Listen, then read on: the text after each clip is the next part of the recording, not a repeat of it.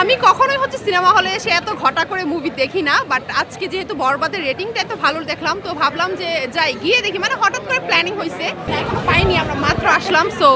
দেখি কি হয়, পাই কিনা। না না না,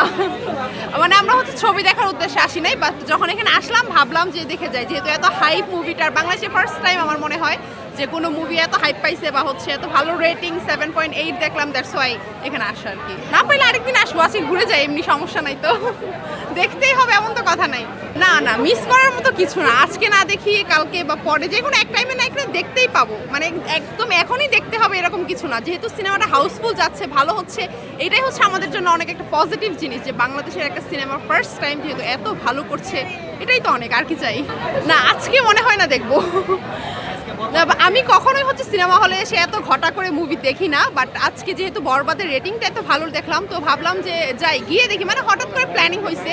যে গিয়ে দেখি পাই কিনা, হইলে হইলো, না হইলে ইটস ওকে, আরেকদিন আসবো।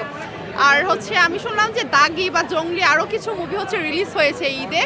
এখনো দেখা হয়নি, যদি সুযোগ হয় দেখবো ইনশাল্লাহ।